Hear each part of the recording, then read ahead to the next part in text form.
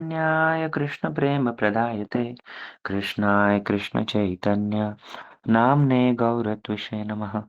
हे कृष्ण करुणा सिंधो दीनबंधो जगत्पते गोपेश गोपिका कांत राधाकांत नमस्तुते।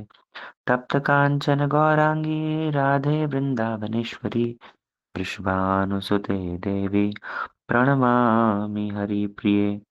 वृन्दाय तुलसीदेव्यै प्रियाय केशवस्य च कृष्णभक्तिप्रदे देवी सत्यवते नमो नमः। श्रीकृष्णचैतन्य प्रभु नित्यानन्द श्री अद्वैत गदाधर शिवसदि गौरभक्तवृन्द। हरे कृष्ण कृष्ण कृष्ण हरे हरे हरे राम राम राम हरे हरे।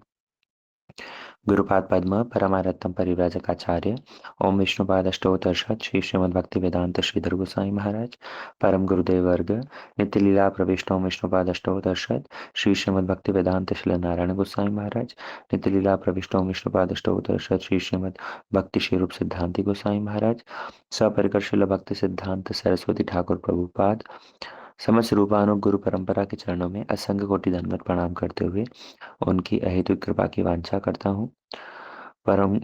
समस्त रूपानुग गुरु परंपरा जयुक्त हो। उपस्थित समस्त वैष्णव वैष्णवी हरि कथा सुनने वाले समस्त भक्तों के चरणों में मेरे यथार्थ प्रणाम। हरे कृष्णा। तो हम लोग आज पुनः एकत्रित होकर के भगवान की मुख निसृत वाणी श्री भगवद गीता को श्रवण कर रहे हैं। हम लोग भगवद गीता के तृतीय अध्याय को श्रवण कर रहे थे, जहाँ पर भगवान अर्जुन को युद्ध करने के लिए प्रेरित कर रहे हैं। और भगवान के युद्ध करने के लिए अर्जुन को जो प्रेरणा प्रदान करना है, वास्तव में उसके अंदर बहुत सारे सिद्धांतों का समावेश है। भगवान ने क्रमशः अर्जुन को ऊपर उठा करके उसकी कॉन्शियसनेस को इस तरह से भगवान डेवलप करने की कोशिश कर रहे हैं कि अर्जुन अपने कर्तव्य से नहीं भाग करके कर्तव्य करने में अग्रसर हो। वास्तव में अर्जुन की कॉन्शियसनेस डेवलप करना नहीं है, अर्जुन के माध्यम से ये भगवत गीता का ज्ञान हम जगतवासियों को उपलब्ध हुआ है। तो हम जगतवासियों के अधिकार को, हमारे कॉन्शियसनेस को डेवलप करने के लिए भगवान ने ये सारी बातें अर्जुन को कही है। हम लोग तृतीय अध्याय का श्रवण कर रहे थे, जहाँ पर भगवान ने अर्जुन को यज्ञ करने का उपदेश इनिशियली प्रदान किया था। यज्ञ मतलब जहाँ पर प्रत्येक कार्य अ, भगवान की प्रीति के लिए किया जाए, अर्थात अ, भगवत अर्पित निष्काम कर्म योग की शिक्षा भगवान दे रहे थे। और जब भगवत अर्पित निष्काम कर्म योग का अधिकार नहीं हो, तो ऐसे में भगवान ने कर्मकांड के विषय में भी बतलाया था, जिसके अंदर भी यही बातें हैं कि व्यक्ति को अपना कर्तव्य करना है, कर्तव्य से भागना नहीं है। अकर्म जिसको अर्जुन समझ रहा है, वास्तव में वैसा अकर्म भगवान नहीं चाहते। हम लोग श्रवण कर रहे थे श्लोक संख्या 18-19, जहाँ पर भगवान ने ऐसे व्यक्ति के लिए कर्तव्य नहीं करना ठीक बतलाया, जो कि आत्मसंतुष्ट है, जो आत्मरति को प्राप्त है और जो संपूर्ण रूप में तृप्त है, आत्मतृप्त है। वो आंतरिक सुख से ही, आत्मरति से ही इतना सुखी है कि उसके लिए कोई बाह्य कर्म रह नहीं जाता। हम लोगों ने श्लोक संख्या 18 के अंदर, 17 और 18 के अंदर ये सारी बातें सुनी थी, है ना। कल एक भक्त का प्रश्न आया था, तो वो हम आपके सामने एक बार बतला देते हैं। किसी ने प्रश्न किया था कि, क्योंकि कल की क्लास में डिस्कशन हुआ था कि जो व्यक्ति निष्काम भगवद अर्पित निष्काम कर्म योग नहीं कर सकता, हमने एक एक शब्द की व्याख्या पहले कर दी है, इसलिए डीप में नहीं जाएंगे।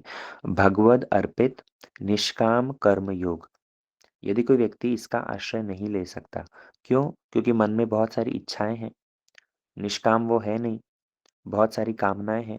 तो ऐसे में उसको क्या करना चाहिए? चक्रवर्ती ठाकुर कहते हैं कि ऐसे में काम में कर्म करो, किंतु वो भी भगवद अर्पित हो। काम्य कर्म मतलब अपनी कामनाओं की पूर्ति के लिए तुम प्रचेष्टा करो, कर्म करो। लेकिन वो भी कैसे हो? भगवद अर्पित हो। अब प्रश्न हो सकता है भगवद अर्पित कैसे हो सकते हैं? तभी उसके लिए भगवान ने बतलाया है कि देवताओं की पूजा, है ना? पहले श्लोक में वर्णन आ चुका है कि तुम देवताओं की पूजा करो। देवा भाव्यते तानेन ते देवा भावयन्तु वः। श्लोक संख्या 11 में हमने ये डिस्कशन कर लिया है। तो कैसे भगवान कह रहे हैं कि ये जो देवताओं की पूजा है, ये भी एक तरह से भगवद अर्पित कर्म ही है। भगवान तृतीय अध्याय के आगे हमारे जैसे फ्लो चलेगा वैसे इस चीज को और स्पष्ट कर देंगे। देवताओं की पूजा भी एक तरह से भगवान की ही पूजा है। हम देवताओं की पूजा जो अपनी कामनाओं की पूर्ति के लिए करते हैं, तो ऐसे में वो पूजा भी भगवान की पूजा है, बस अविधि पूर्वक है। तो भक्त का प्रश्न था कि जो जिस व्यक्ति का अधिकार निष्काम कर्म योग में, भगवत अर्पित निष्काम कर्म योग में नहीं है, ऐसे व्यक्ति के लिए बतलाया गया कि वो काम्य कर्म करे, भगवत अर्पित काम्य कर्म करे, मतलब देवताओं की पूजा करे। तो क्या अनेक संसार के लोगों को देखने को मिलता है कि वो देवी देवताओं की पूजा करते हैं, शिव जी की, माँ अम्बे की और इन सब की पूजा कर रहे हैं। तो क्या ऐसे में उनको भगवत भक्ति का उपदेश नहीं देना चाहिए, या क्या वो ठीक कर रहे हैं? तो इसका उत्तर है कि हाँ, वो लोग क्योंकि अधिकार के अनुसार ही व्यक्ति अपनी उपासना पद्धति का चयन करता है, अपने उपास्य देव का चयन करता है। अगर व्यक्ति के हृदय में बहुत सारी कामनाएं हैं, तो स्वाभाविक रूप में उसके गुणों के अनुरूप, भगवान आगे इसको स्पष्ट कर देंगे, उसके गुणों के अनुरूप, उसके सुकृति के अनुरूप, उसके अधिकार के अनुरूप वो अपने उपास्य तत्व का चयन करेगा। जो व्यक्ति निष्काम है, वो ही भगवान के दिए हुए इन उपदेशों को श्रवण करेगा। लेकिन तब पर भी देवी देवताओं की पूजा जो शास्त्र में बतलाई गई है, वो किस लिए है? ताकि क्रमशः उसका अधिकार उन्नत हो, है ना? तो अगर आप अपने परिवार में देखते हो कि कोई व्यक्ति देवी देवताओं की पूजा में ही बहुत ज्यादा रत है, तो उसको एकांतिक भक्ति का उपदेश तो हम देंगे, और उसको भगवत भजन, हरिनाम, जाप इन सब का उपदेश तो देंगे। लेकिन जब हमारी उपदेश देने पर हमें समझना पड़ेगा, व्यक्ति को देख करके और उसके अनुसार उसको डोज़ देना पड़ेगा। तो जब हम उसको उपदेश दे रहे हैं और वो उसे अगर एक पॉज़िटिव तरीके से एक्सेप्ट कर रहा है, तब ऐसे में तो बात ठीक है। नहीं तो जिस व्यक्ति की सांसारिक कामनाओं के द्वारा बुद्धि बहुत ज़्यादा लिप्त है, तो ऐसे व्यक्ति को बहुत ज़्यादा उपदेश देना भी उसकी बुद्धि में भेद जन्म दे देना होता है। और भगवान इस बात को आगे स्पष्ट कर देंगे कि ऐसे व्यक्ति की बुद्धि में कभी भी तुम डिस्टॉर्शन मत लाओ। न बुद्धि भेदम जनयेत, आगे आ जाएगा ये बात कि जो व्यक्ति अपने कर्मों को तो कर रहा है, तुमने यदि बोल दिया कि देवी देवताओं की पूजा मत करो, देवी देवताओं की पूजा करने से तो क्या है, तुम्हें स्वर्ग की प्राप्ति हो जाएगी, स्वर्ग की प्राप्ति होने के बाद में क्या पुनः वापस यहीं आना पड़ेगा, तो ऐसे में तो तुम्हारे जन्म मरण का चक्कर चलता रहेगा। तो क्योंकि ऐसे व्यक्ति की संसारिक भोगों में बड़ी आसक्ति है, देवी देवताओं की उपासना में बड़ी आसक्ति है, और भगवत भक्ति का इतना उन्नत अधिकार है नहीं, तो जब हम ऐसे व्यक्ति को उपदेश देते हैं तो उसके माध्यम से क्या होता है, उसकी बुद्धि डिस्टॉर्ट हो जाती है। वो समझ नहीं पाता क्या करे, और जो कुछ कर रहा था वो भी छोड़ देता है ना? तो देवी देवताओं की उपासना भी अधिकार के अनुसार ठीक है, लेकिन क्रमशः वो व्यक्ति उन्नति को प्राप्त करेगा ही, है ना? आगे चलिए बढ़ते हैं हम लोग। भगवान यहाँ पर 18वें श्लोक के अंदर स्पष्ट कर दे रहे थे कि नैव तस्य कृतेनार्थो न कृतेनेह कश्चन, न चास्य सर्वभूतेषु कश्चिद अर्थ व्यपाश्रय। कल हम लोगों ने इसकी व्याख्या सुनी थी, जहाँ पर भगवान कह रहे हैं कि कैसे आत्मरति को प्राप्त व्यक्ति, आत्माराम व्यक्ति, कर्म करने पर भी पुण्य लाभ नहीं करता, कर्म नहीं करने पर भी पाप का आश्रय नहीं लेता। क्यों? क्योंकि उस सर्वभूतेषु कश्चिद अर्थ विपाश्रय, उसको बाह्य कोई वस्तु चाहिए ही नहीं, और क्योंकि उसको बाह्य किसी वस्तु की आवश्यकता ही नहीं है, इसलिए वो किसी पर भी आश्रित नहीं रहता। व्यपाश्रय, उसका सर्वश्रेष्ठ आश्रय कौन होता है? भगवान ही उसके एकमात्र आश्रय हैं। भगवान की कृपा के द्वारा ही सब कुछ प्राप्त हो जाता है। ऐसी चिंता वो करता है। बल्कि भक्ति का आश्रय लेने वाला व्यक्ति तो ज्ञान और वैराग्य का भी आश्रय नहीं लेता, है ना? यद्यपि ये जो जैसे जो ज्ञानी लोग होते हैं, उनको तो शास्त्र ज्ञान और वैराग्य ये सब अभ्यास करना पड़ता है। लेकिन उससे भी उन्नत जो भगवत भक्ति है, भगवत भक्ति या भगवत भक्त, वो एक ऐसे आत्मधर्म का आश्रय लिए हुए रहता है, जहाँ पर ज्ञान की और वैराग्य की आवश्यकता नहीं पड़ती, बल्कि वो स्वाभाविक हो जाते हैं। ब्रज गोपियों के अंदर ब्रज गोपियों के विषय में सुनने को नहीं मिलता कि उन्होंने कहीं जाकर के गुरुकुल में शास्त्र अध्ययन किया हो, है कि नहीं? लेकिन तब पर भी संपूर्ण रूप में कृष्ण के तत्व को जानती है। "न खलु गोपिका नंदनो भवान, अखिल देहिनां अंतरात्मदृक्" तुम अ, "न खलु गोपिका नंदनो भवा", तुम नंदनंदन, तुम यशोदानंदन और ये क्या बोलते हैं, अखिल अंतरात्मदृक्, तुम इस सभी जीव में विराजमान हो। तो इस तरह का जो ज्ञान भगवान के विषय में है, ब्रज गोपियाँ जानती हैं। वो कैसे आ गया? क्योंकि भगवत भक्ति का आश्रय लिया हुआ है, कृष्ण के प्रति समर्पित है, इस कारण से जो ज्ञान और वैराग्य है, वो अपने आप ही स्वतः हृदय में स्फुरित हो जाता है ना? भगवान इसीलिए अर्जुन को यहाँ दिखलाना चाह रहे हैं कि अर्जुन, तुम यदि कहते हो, तुम्हारा अधिकार उन्नत है, ज्ञान योग के लिए तुम अपने आप को योग्य बतलाते हो, तब तुम्हें क्या करना चाहिए? तुम्हें तब पर भी कर्म करना चाहिए। और 19वें श्लोक के अंदर इसी बात को भगवान स्पष्ट कर दे रहे हैं, तस्माद् असक्त सततम कार्यम कर्म समाचर, असक्तो हि अचरन् कर्म परमाप्नोति पुरुष। अगर कोई व्यक्ति ये कहे कि मैं तो इस ऐसे उन्नत स्थिति पर पहुंच चुका हूं कि मेरे लिए कोई कर्तव्य नहीं रह गया। आप अगर ये 17, 18 और 19 ये तीनों श्लोकों को देखोगे, 17 और 18 में भगवान ने यही बतलाया कि किस व्यक्ति के लिए कर्तव्य नहीं रह जाता, जो कि आत्माराम है। और वो आत्माराम व्यक्ति कर्तव्य करे तो भी कोई दोष नहीं, तो भी कोई दिक्कत नहीं, और नहीं करे तो भी कोई दिक्कत नहीं। लेकिन तब भी वो करता है। कैसे करता है? अनासक्त होकर। उसी बात का 19वें श्लोक में स्पष्टीकरण दे रहे हैं, तस्माद् असक्त सततम कार्यम कर्म। अर्जुन, इसीलिए अतः, तस्माद् मतलब अतः, हेंस अभी तुम क्या करो कि कर्मों को करो। कैसे करो? सततम मतलब निरंतर तुम अपने कार्यम कर्म समाचरो, तुम अपने कर्मों को करो, लेकिन कैसे करो? अनासक्त होकर के। अनासक्त मतलब कर्मफल क्या होगा उसकी चिंता छोड़ो, युद्ध का परिणाम क्या होगा उसकी चिंता छोड़ो। भीष्म पितामह जीवित होंगे, मर जाएँगे, द्रोणाचार्य उन वे जीवित रहेंगे ना मर जाएँगे, उसकी चिंता छोड़ कर के तुम केवल मात्र अपना कर्म करो, अनासक्त होकर के।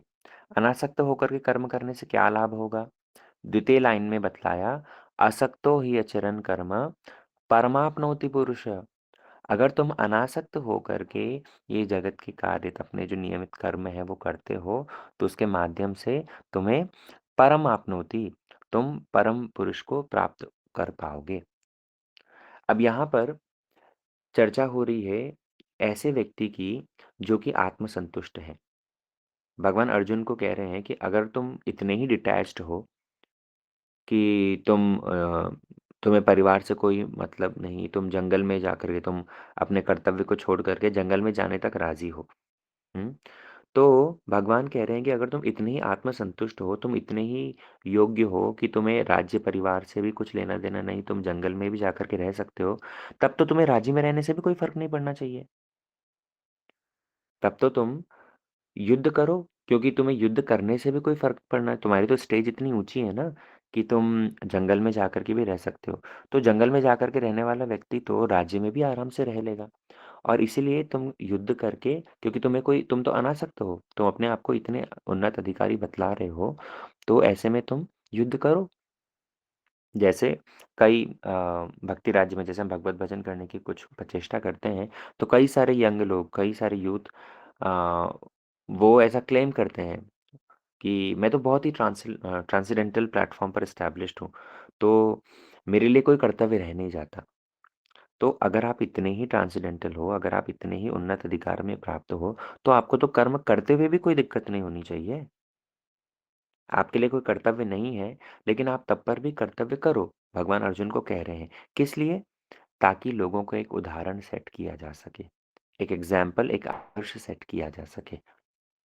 जैसे यंगस्ट कभी बोलते हैं कि क्योंकि पढ़ाई में बड़ा बर्डन है और जॉब करनी पड़ेगी, पढ़ाई करनी पड़ेगी, इतना परिश्रम कौन करे?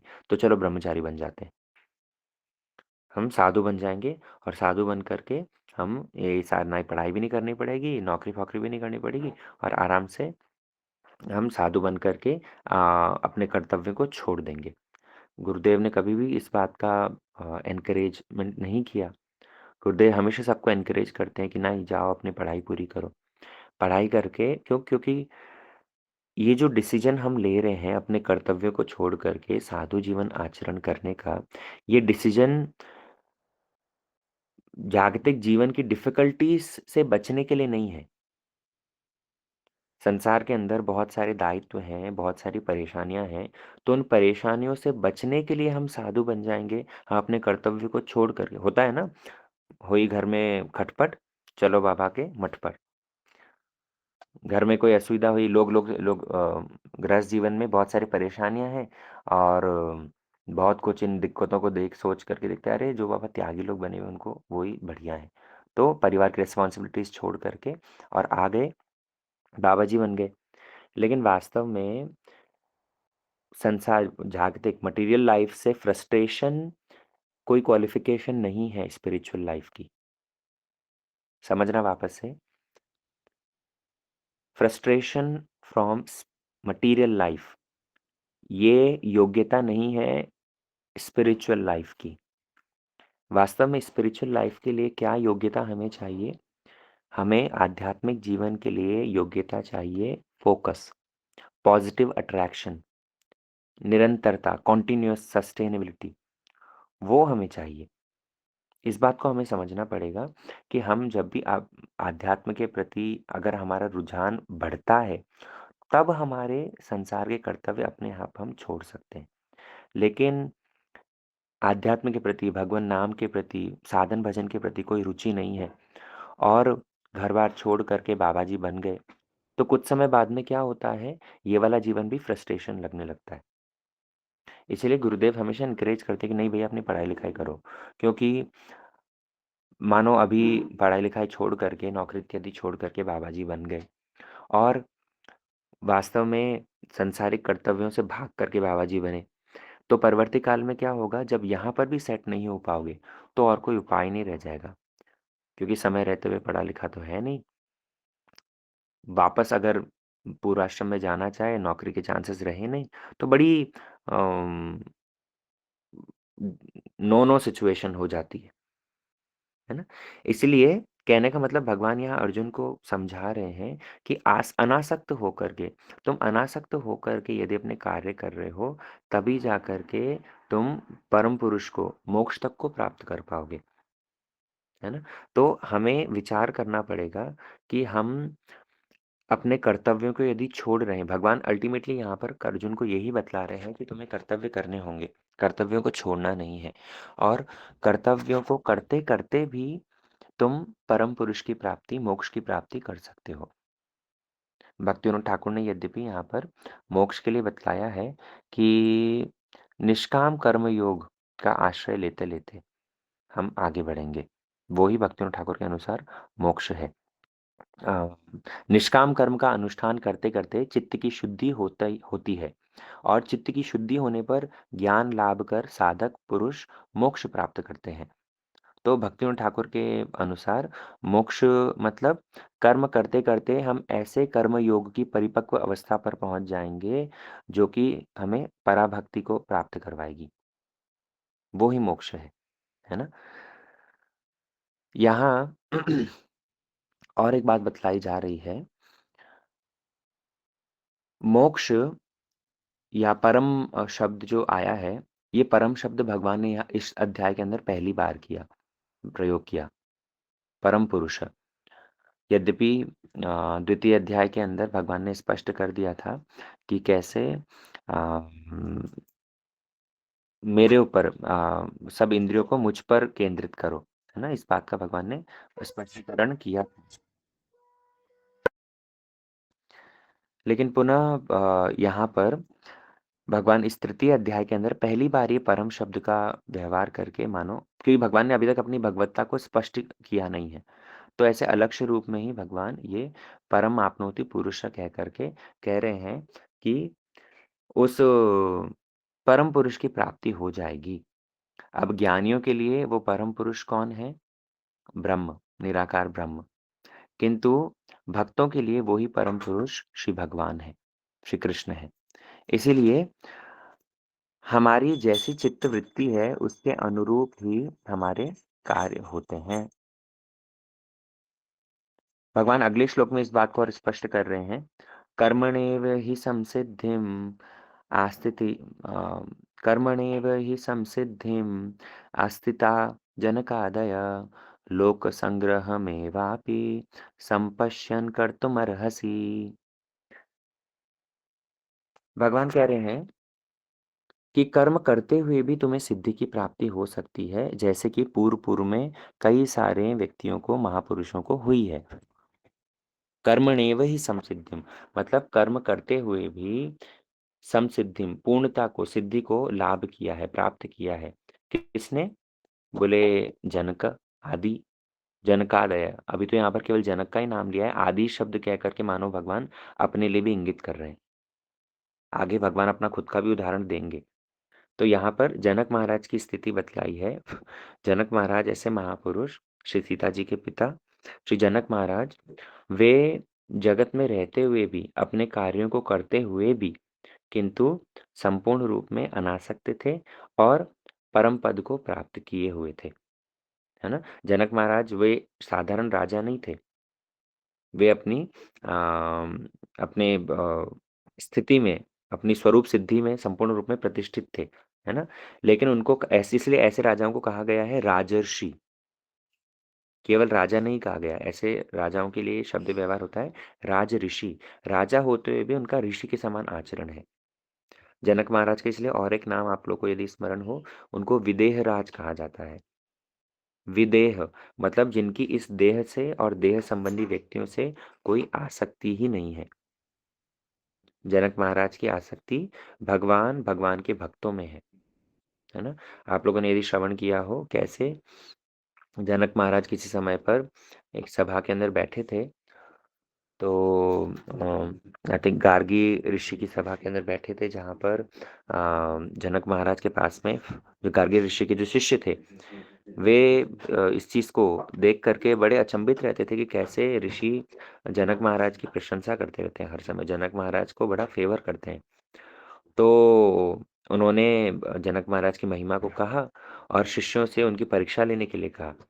तब एक समय जनक महाराज सभा में बैठे हुए थे और जनक महाराज को सभा में बैठा देख करके शिष्य ने आकर के वहां चिल्लाना चालू किया। बोले महाराज, महाराज आपके महल में आग लग गई है, आपका सारा महल पूरा जल करके बिल्कुल राख हो जाएगा, आप जल्दी जल्दी जाइए उनकी रक्षा कीजिए। जनक महाराज तब पर भी स्थिर होकर के वहीं पर हरि कथा सुनते रहे, हरि कथा से विचलित नहीं होकर उठे नहीं। जनक महाराज विचार कर रहे हैं कि संसार तो वैसे ही दावानल है, हर जगह आग तो लग ही रही है, तो और महल में भी आग लगी तो कौन सी बड़ी बात। उन्होंने उसके प्रति कोई प्रतिकार नहीं किया। अभी कुछ समय बाद में पुनः वापस से एक सिपाही आया और वो सिपाही आकर के बोलने लगा, बोले महाराज, पास में जो आश्रम था, साधुओं की गौशाला थी, वहां पर आग लग गई। जैसे ही ये बात जनक महाराज ने सुनी है, तुरंत वहां से उठ करके और उस गौशाला की रक्षा करने के लिए, साधु के आश्रम की रक्षा करने के लिए दौड़े। तो यहाँ पर इस उदाहरण से दिखलाया कि कैसे वे विदेही हैं, अर्थात उनकी देह और देह से संबंधित वस्तुओं के प्रति कोई आसक्ति ही नहीं है। राज्य, परिवार के लोग, इनके प्रति अनासक्त रह करके भगवान, भगवान के भक्त, उनके प्रति संपूर्ण रूप में रति है, आत्मरति को प्राप्त है ना? तो ऐसे स्वरूप सिद्ध व्यक्ति भी किंतु राजा का कार्य करके दिखाए हैं। अर्जुन को भगवान इसीलिए कह रहे हैं कि अर्जुन, तुम क्या करो, अनासक्त होकर के तुम भी कर्म करो। है ना अर्जुन, तुम जो है ज्ञान भूमिका में आरूढ़ होने की तुम्हारी योग्यता नहीं है, क्योंकि तुम सद्विवेकी हो। अतः तुम्हें कार्म काम्य कर्म में भी तुम्हारा अधिकार नहीं है। मतलब भगवान ने दोनों चीजें बतला दी। एक तो स्टेज है ज्ञान योग की, तो अर्जुन तुम ज्ञान योग के लिए भी क्वालिफाइड नहीं हो। और दूसरा है काम्य कर्म, मतलब सांसारिक प्रलोभन, विषय इंद्रियों के सुख भोग के लिए कर्म करना, तो वो भी तुम्हारे द्वारा संभव नहीं। तुम सद्विवेकी हो, तुम बुद्धिमान हो, इसलिए तुम्हें काम्य कर्म भी नहीं करना। इसलिए तुम्हें क्या करना है, बोले निष्काम कर्म करना है। तुम इस कर्म योग का आश्रय लो, तुम निष्काम कर्म योग का आश्रय लो। तीन तीन स्टेजेस है, देखो हमने पहले भी बतलाया था, कर्म कांड, कर्म योग उससे ऊपर वाली, और ज्ञान योग उससे भी ऊपर वाली। तो कर्म कांड मतलब अपनी इच्छाओं की पूर्ति के लिए काम्य कर्म किए जाए, कामनाओं की पूर्ति के लिए काम्य कर्म किए जाएं, उसके अंदर जो कर्म कांड की जितनी सारी विधि है, देवताओं की उपासना, यज्ञ इत्यादि, वो सब किए जाए। उससे ऊपर की स्टेज है निष्काम कर्म योग, जहां पर हृदय में कोई कामनाएं नहीं है, लेकिन तब पर भी जगतवासियों के लिए एक अच्छा उदाहरण सेट करने के लिए काम किए जाए। और उससे ऊपर है ज्ञान योगी। ज्ञान योगी वो अपने कर्तव्य को नहीं करता है, तब पर भी कोई दिक्कत नहीं, वो जंगल में जाकर के संन्यास लेकर के अकर्म का आश्रय ले सकता है। तो भगवान अर्जुन को ये दिखला रहे हैं कि देखो जनक महाराज, वो एक हायर स्टेज पर थे, ज्ञान योग मतलब भगवत भक्त थे, हायर स्टेज पर थे, लेकिन तब पर भी उन्होंने कर्म किया। किस लिए किया? दूसरी लाइन में कह रहे हैं, लोक संग्रह मेवापी। लोक संग्रह मतलब लोगों को शिक्षा देने के लिए, सामान्य लोगों को शिक्षा देने के लिए। सामान्य लोग जैसे अपने कर्तव्य से हट ना जाएं, अपनी प्रिस्क्राइब ड्यूटीज से वे लोग भागे ना, इस कारण से उन्होंने क्या किया, शिक्षा प्रदान करी, आचरण करके दिखाया। क्योंकि जैसे जैसा श्रेष्ठ व्यक्ति आचरण करते हैं, वैसा ही नीचे वाले फॉलो करते हैं। आगे ये श्लोक आएंगे। तो इसीलिए भगवान यहाँ वर्णन कर रहे हैं कि जनक महाराज, उनके लिए तो कोई भी वेद अनुमोदित कर्म करने की आवश्यकता नहीं थी, कोई नहीं थी, लेकिन तब पर भी उन्होंने क्या किया, उन्होंने कर्म किया, राजा होते हुए सारी राज्य की रिस्पॉन्सिबिलिटीज का पालन किया। किस लिए? ताकि जगतवासियों को शिक्षा दे सके। वे भगवान के महान भक्त होते हुए भी मिथिला के राजा थे, अपनी प्रजा को शिक्षा देने के लिए सारे कर्तव्यों का पालन करते थे। तो भगवान ने अर्जुन को भी यही बात कहा। ऐसे ही भगवान के लिए, उनके सखा अर्जुन के लिए, उनके लिए भी कोई कर्तव्य रह नहीं जाता, लेकिन तब पर भी ये युद्ध करने के लिए भगवान उनको शिक्षा दे रहे हैं। क्यों? क्योंकि युद्ध करने के लिए ये आवश्यकता है। हंसते, आज के सत्र को फिर हम यहीं विश्राम देते हैं। हम कल फिर विस्तार से इसको चर्चा करेंगे। वाञ्छाकल्पतरुभ्यश्च कृपा सिन्धुभ्यश्च पतितानां पावनेभ्यो वैष्णवेभ्यो नमो नमः।